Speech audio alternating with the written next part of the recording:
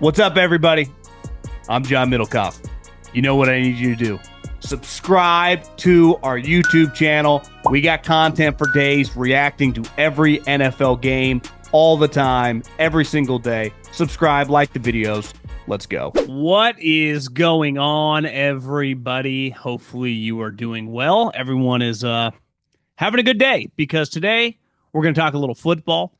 Sean McVay was edgy on Monday. The Browns have done what we knew was going to happen all along, but let's face it, that's never going to be the biggest story when it comes to that franchise. Backup quarterbacks. You know, every once in a while we see a backup become a big-time starter over the course of history. Matt Chubbies, Steve Young's the best example, but Jimmy Garoppolo. And I think we got a couple guys to keep our eyes on.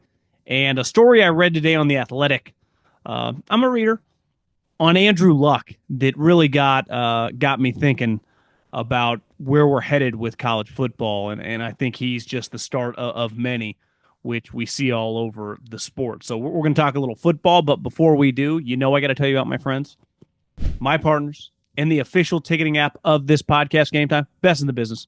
It doesn't get any better. Then what do you want to do? Do you want to go to a football game? Do you want to go to a college football game? I highly recommend it. The atmosphere in a college game is the best. Do you want to go to an NFL game? Is your team maybe traveling to Vegas? Is your team playing in a city? Sometimes it's awesome to go to your home games, but it's fun to travel to a road city, especially a city that you want to go to. Concerts, comedy shows. I saw Taylor Swift obviously just announced her new album on a podcast. No big deal. We're on the come up.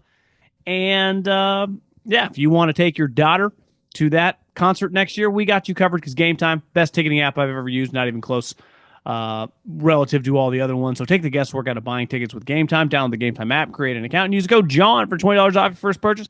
Terms apply again. Create an account and redeem the code JOHN for $20 off. Download the GameTime app today. Last minute tickets, lowest prices guaranteed.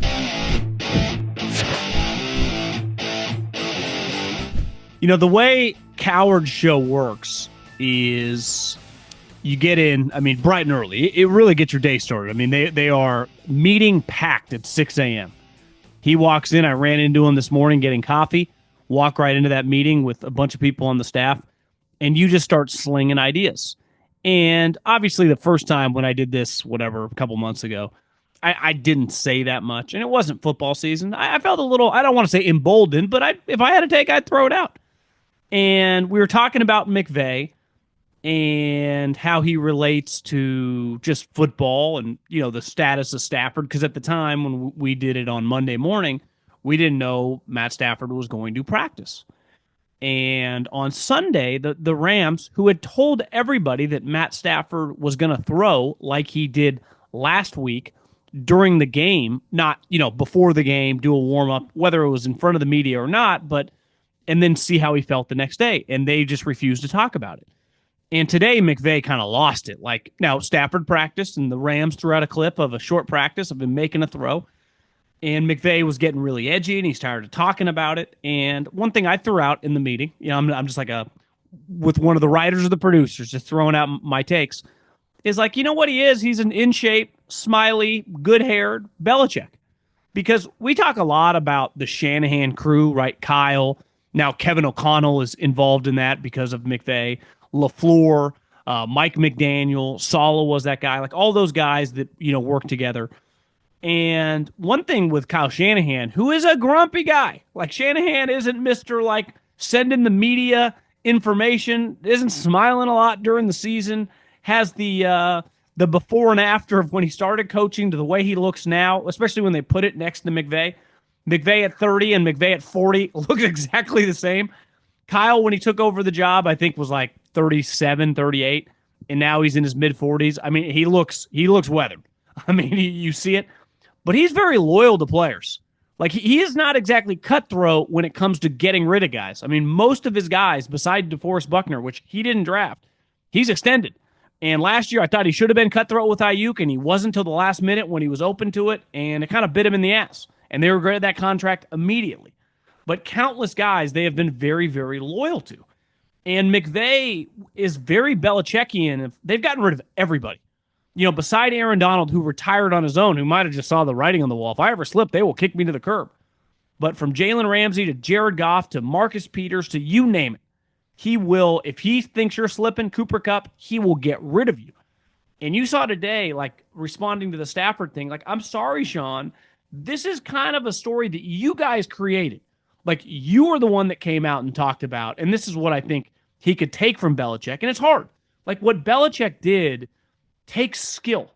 Most human beings are just eventually can't put up the guardrails and say something at a press conference. For 25 years, unless you ask Belichick about special teams or what, like, the winless Dolphins in early November did well on in the kicking game, he didn't give you anything ever because it always would come back to bite you in the ass. And McVay has learned, like, he got very open and leaked a bunch of stuff about Jared Goff and, yes, openly talked about regretting it. And listen, I appreciate the candor to these young coaches. They will be, most of them, Kevin O'Connell, Kyle, LaFleur, like, they're pretty good at the podium. Doesn't mean they're going to give you everything, but they're not Belichickian. But sometimes, especially when it comes to injuries with a superstar player, like, we're just going to talk about Matt Stafford more than we're going to talk about Puka Nacua, right? Or Jared Verse. Like, that guy is just going to get headlines no matter what. I mean, he's a national story. So when his back is injured and you say he's going to practice a couple weeks ago, then he can't, and then he's supposed to practice again, and then you're mum on it, and then another guy is taking over the job. You know, in terms of McVay, like, a lot of coaches let someone else coach during the preseason and then they even let do the press conference. He goes, well, you got to ask Sean about it. It's become a story. And sometimes, like, when you fight it, it gets worse. And now, let's face it, the only question with Stafford, like anyone with this type injury, is how does he feel over the next couple days? Can he practice back-to-back days? Can he practice for a week? Can he play in... Like, obviously, he's tough enough if they had a game tomorrow. He could play. But, like, week one, is he playing? Is it worth risking it if he's not quite ready? Because a back injury is something that clearly could derail his season, could derail his career, which didn't have that much longer anyway. So I think McVay, it'll be interesting because, listen, I get where he's coming from. I get where all these coaches, I've seen it firsthand. They don't sleep much. Even during training camp before the regular season, you're working long days, you're grinding hard, you're spending a ton of time trying to figure out your roster, who's going to make the team, who's not going to make the team, who can get on practice squad. Your front office is funneling you a ton of players. Like, hey, if we cut this guy, is this guy for the Packers that they're probably going to cut better? Is this guy for the Houston Texans that probably not going to make their team? Is he better than what we have? So you're just grinding. This is a long in terms of hours in the day and energy. And sometimes, listen, I have bad days. You have bad days. We all do. Sometimes I don't feel like I talk for a living, and most days I don't want to talk to other people, right? I got very lucky. You would think, like, I'm super extroverted because I talk all the time. I'm actually a pretty introverted individual. I can be a homebody, not talk to anybody beside doing this, which is kind of ironic because while I talk for a living, I actually don't talk directly to that many people, though I talk every single day for multiple hours. Like, it's how I pay my bills. So I totally get having bad days, being edgy, but you have to wonder if McVay will be pretty careful the way he approaches these injury situations, because if you're going to be Belichickian, one thing he was great at, he never gave you shit. So then when you tried to come, well, you said this, he never played that game. The rivalries, the marching bands, the upsets. Saturdays just got way more fun. College football is back, baby. Think you know the game? Put your college football knowledge to the test with DraftKings Sportsbook and turn your picks into big payouts. From live betting during the rivalry week odds boosts and so much more, DraftKings Sportsbook has everything you need to stay in the action from the kickoff to the final whistle. Here's the thing. We got a top 25 matchup happening this week in Ireland. Iowa State taking on K-State. I've been listening to a lot of people. My guy Josh Pate, Iowa State, a little bit of a sleeper this year. You can get them right now. Odds are subject to change. Kind of like Iowa State +3 this week. Across the pond, Iowa State +3. I think I'm going to hammer it. So here's something special for first-timers. New customers, bet just $5 to get $200 in bonus bets instantly. Download the DraftKings Sportsbook app and use the code JOHN. That's code JOHN for new customers. Get $200 in bonus bets instantly when you bet just $5. in partnership with DraftKings Sportsbook. The crown is yours. The Browns, today they named Joe Flacco their starting quarterback, which the man on the moon could have told you they were going to do 6 months ago. Joe Flacco was always going to start week 1 for the Cleveland Browns. That's not the story. The only story is what's going to be their quarterback depth chart when the season starts. And honestly, you can kind of fudge it, but I've been saying this all along, and I watched a lot of Dillon Gabriel's game when he started the second preseason game when Shedeur was hurt against the Eagles. He looked good. He looked fine. He looked like a normal guy you draft in the mid-rounds in a preseason game. And never forget, the Browns brass, their head coach and their GM, chose him multiple rounds ahead of Shedeur. They had the opportunity. It's not one of those where it's like the Ravens drafted a guy, I think actually, did they have 3 draft picks that year they took Lamar? They definitely took Hayden Hurst. But they could have taken Lamar in the teens and they took another player. Now, granted, they didn't take another quarterback. So it's like you could never be like, well, you liked another quarterback more. It's like, no, this is the only quarterback we drafted. The Browns had the opportunity to take either quarterback in the 3rd round, and they chose Dillon Gabriel, which I didn't even agree with. I thought that was kind of a crazy draft pick. I thought Dillon Gabriel was like a 5th, 6th, 7th round pick, like essentially where Shedeur went. But, Colin was talking about this today, and I agree. The Shedeur has taken on a life of its own, right? Because of the name, because of the cultural following that he has. And I think Shedeur was a good prospect. Now, there were things leading up to the draft that ultimately, if you're a good player, none of that will matter moving forward. But when Dillon Gabriel gave that interview during the press conference, and then it became this huge story, it was obvious he was talking about the media. He was not talking about his team or his teammates, but everyone was so quick to defend them. And sometimes in those situations, they make the situation worse. And this is why when they took Dillon Gabriel, I will die on this hill. They did not want to draft Shedeur Sanders. If they did, they would have taken him. The owner forced this on them. They're not dummies. They realize what came or would come with this. Now, I would imagine it's even crazier than they thought. But this is not going to slow down. And let's face it, Shedeur Sanders and Dillon Gabriel are going to play games this year in the regular season for the Cleveland Browns. Joe Flacco's not going to start every game. The chances that Joe Flacco, if I had to take the over-under of when he gets hurt, he's an older player on not a very good team who is going to be down a lot, meaning he's going to have to throw a lot. So it's does he make it to Halloween? And I'm not talking about getting benched, which obviously could easily happen. I'm talking about getting injured. He can't move in a league where offensive linemen don't just come growing trees anymore. Yet defensive linemen have been getting drafted in this league at a rapid rate in terms of the ability to pass rush. So Dillon Gabriel is going to start a game in the regular season, assuming they're both healthy, before Shedeur Sanders. And everyone's going to freak out.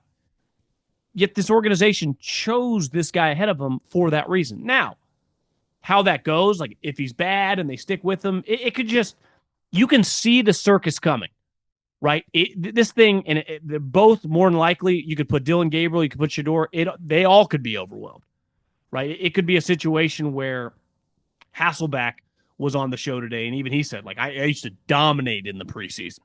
And then I finally became a starter in Seattle, and I was terrible. It's a completely different game.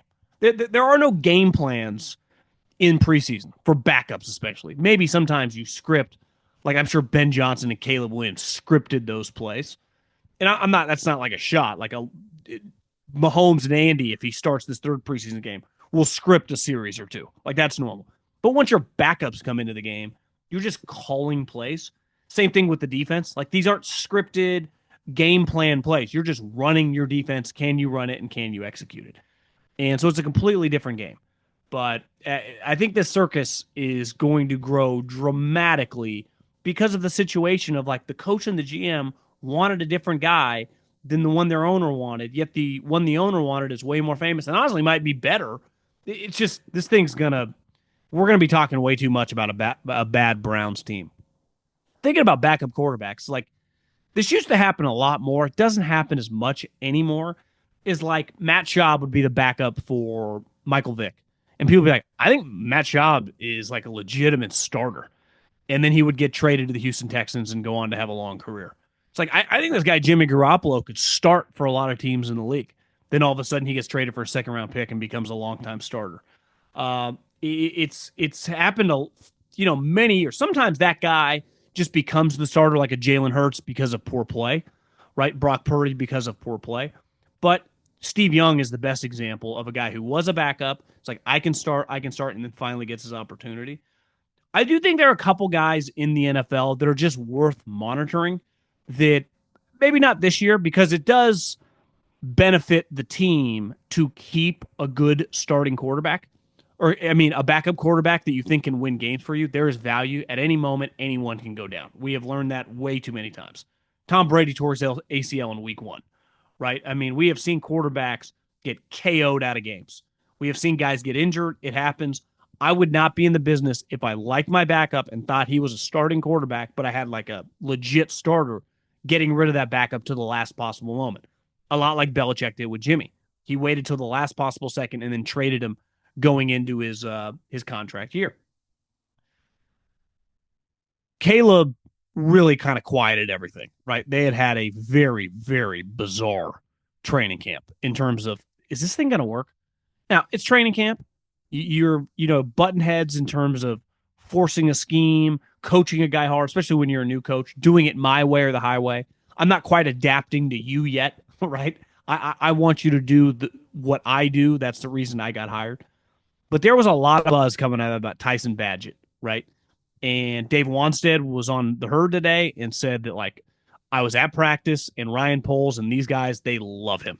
If you remember Hard Knocks last year, Matt Ryan, who played with Ryan Poles, was at practice. I was like, I really like this guy. Ben Johnson talks this guy up, really likes this guy. Now, he's not going to, it would take an injury for him to start. But, like, you look at him, I watched some of his highlights. I went to eat dinner after Caleb came out of the game, after I recorded some of the podcast. But then I looked at his numbers. I was like, God, this guy played pretty well. And then I just watched the highlights. Like, he looks pretty good. And so far in the preseason, he's 26-41 for 2 touchdowns. And the other guy is Tanner McKee with the Eagles, who didn't play this last game because I think they're trying to figure out, like, who's going to win the third string job. But when he started the first preseason game, like, he did look really good. And I think both these guys, are probably more your prototypical pocket quarterbacks, but are just individuals to keep an eye on. And sometimes, like when I was with the Eagles, after Kevin Cobb, who was supposed to be the replacement for Donovan McNabb, and then got a concussion week 1, and Michael Vick came in and never looked back, that following year, Kevin Cobb was traded for a second-round pick. Kevin Cobb wasn't very good. Like, you can blame the injuries. No, he just wasn't that good. Kind of a weak arm. Like, but other teams value, like, this guy could be good. And there's no guarantee. Like, we see guys get moved at that position. I just think that Tyson Bagent and Tanner McKee are just two individuals. Like, I don't think the Eagles are going to get rid of Tanner McKee.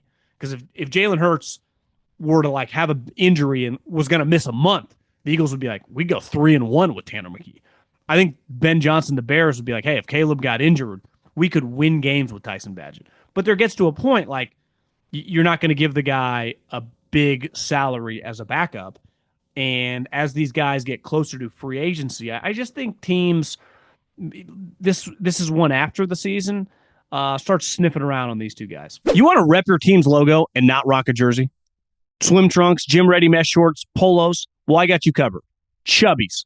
They have a great NFL collection, every team. So for a limited time, use our exclusive code 3andOut for $10 off at chubbysshorts.com/3andOut. Yes, that includes the NFL collection. Let the thighs out and the good times roll. Chubby is the ultimate football apparel brand, so much so they created their own fantasy football league. George Kittle, Ian Rappaport, and others have come together to assemble the Chubbies League on NFL Fantasy. Each week, the top 5 scorers will win a chance at a Chubbies Polo Shorts combo with their team's logo. And the champion gets the chance at the ultimate fan experience. 5-city, 5-stadium NFL tour with a +1. While the fantasy flop faced a hilarious and unforgettable punishment only Chubbies could pull off. Head to chubbysshorts.com/Chubbies League to learn more and have some fun. Get ready for the most outrageous fantasy football season of your life. And would you look at this, folks? For a limited time, our friends at Chubbies are giving our listeners $10 with the promo code #3andOut at chubbysshorts.com/3andOut. That's $10 off your first order with the promo code 3andOut that includes the NFL collection. Support our show and tell them we sent you. One thing that happened in college football was the rise of the GM. It didn't exist when I worked in college football in 2008, 2009, 2007. The GM position honestly didn't start till like 10 or 11 with Ed Manowitz, who I worked with in Philly, who did it for Nick Saban. And even then, it was called the Director of Player Personnel. The title GM in college football is relatively new, I would say within the last 5 or 6 years, and really, really prominent in this NIL era because you need those guys to like negotiate your contracts, to run point on what you're doing in terms of your roster financial allocation. And one thing that is going to become more and more prominent, and Josh Payton, I talked about this a week ago, is these GMs aren't going to just answer to the head coach. Because when you were the director of player personnel for Nick Saban, you answered to Nick Saban. When you were doing that job for Dabo Sweeney or Ryan Day, like they were the boss. They were the GM. You were doing, it'd be like being the director of player personnel in the Patriots for Bill Belichick. Like Caserio became the GM when he went to Houston. When he worked in New England, he ran the personnel department, but ultimately Bill had the final decision making on it, on everything. Well, those days are done, right? A lot of these GMs now, Jim Nagy, who is the GM of Oklahoma, Andrew Luck, Ron Rivera, Cal Stanford, they don't answer to the head coach. The head coach technically answers them, but they answer to the president. They are essentially the boss of the program. And I was reading, The Athletic wrote a really, really good article on Andrew Luck. I mean, it was funny. It was like he was just meeting with the president one day. Clearly, it had been 4 or 5 years since he had retired, and he really missed it. And he's meeting with the president, and the president just kind of asked him, and I give the president credit on this one, like, do you want to run the football team? Not be the coach, but like, do you want to run point on football? It's like, what's the job? Well, I don't really have one. We'll just create one around you, which is essentially what all these jobs have become in college football. There's not like a, in terms of the job requirements, it's kind of learning on the fly. And Andrew Luck, like based on Stanford's compliance, had to turn in a resume. He's like, I've never created a resume in my life. So he wrote like professional football player, reason, whatever year he got drafted, 2012 till retired. His references were like Chris Ballard and Jacoby Brissett.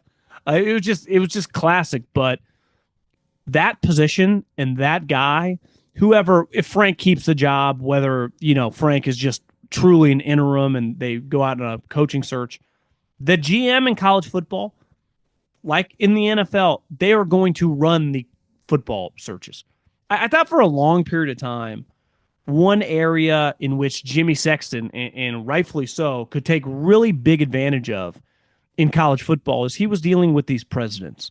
And I'm sure, obviously, they have these huge endowments, but most of these professors on campus aren't making $9-10 million a year, aren't having $50 million buyouts. If anything, they're trying to get funding for their research projects. Obviously, there are individuals on campus in academia that make some decent money, but nothing like the football coach. Honestly, it's not even close. Now, you could argue if 90,000 people paid to watch the biology teacher, he'd be making big money too. And they don't, and he doesn't. But Jimmy Sexton he couldn't just do a deal with Howie Roseman or John Lynch or Jerry Jones and guys like that and not have way more pushback and have a little give and take where he could bend over these colleges. And he was doing it for a long period of time. I mean, no better example was Jimbo Fisher a couple years ago. I do think the more and more you can get people like Andrew Luck, and listen, I'm not even just saying former football players. Obviously, Ron Rivera, former football coach. I think we are not that far away. I was texting Josh Pate about this. I would imagine in the next couple years, you see a guy who is like a number 2 or a number 3 in an NFL team. So I'm like the number 3 for Howie Roseman, or I'm the number 3 for Jason Light. So I'm not like the number 2 where I'm going to become a GM next. I'm like running college. I'm like the director of college scouting. I'm going to leave the NFL where, let's say I make $500,000-600,000. So I have a really good living. I work in the NFL. I'm doing really well, and I'm on a trajectory that's pretty good to go run Florida's personnel department for double the amount of money.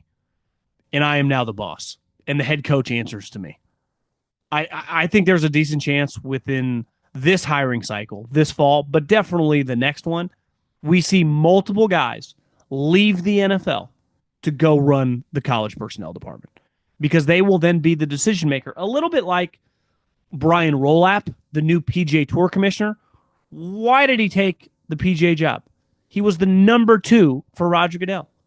I'll tell you why. Obviously, I'm sure he got a raise, but two, to like really hone in his management skills. So when Roger retires at 70 years old, who do they call? Well, this guy knows how to run it, and I've already worked in the NFL. So you could go, instead of waiting my turn, I could go run the Florida personnel department if I'm a 40-year-old director of college scouting. And then maybe it's going to take me 6, 7 more years to become a GM. I might be interviewing for NFL teams in 2 or 3 years because they know I know how to run a coaching search. They know I know how to. It's obviously a smaller, pie in terms of the financial requirements and allotments that you make to players, but it's still somewhat the same logic. If anything, it's a little bit more crazy because there aren't quote unquote a cap right now, and I show that I know how to do that because I know this. If I was an owner, obviously we get good candidates every once in a while, right? Like Spytek, really good candidate. Adam Peters, really good candidate. Sometimes we have times where it's like, who are these GM candidates? And then I get this guy that's like, hey, I'm 45 years old. I've went on a coaching search before, and I've also run a $25-30 million salary cap for my team at the University of Florida or the University of Texas or the University of Southern California. Like, I'm actually more equipped than this lifetime scout guy. And I think we're very, very close to seeing a lot of these guys in the NFL become very, very interested in this. And listen, making $500,000 in America, like you're top couple percenter. But if you are the number two and you live in LA or you live in Philadelphia or you live in Boston to work for the Patriots, like you're paying a lot in taxes. Like you're not a 1099 guy. Like you're a W-2 employee. Well, it's like, wait, I get to go to one of these college towns, which is way cheaper, double the amount of money, so make way more for my family and put myself in a better situation. There are a lot of boxes getting checked here that are going to make these jobs really, really desirable in the very, very near future for NFL people.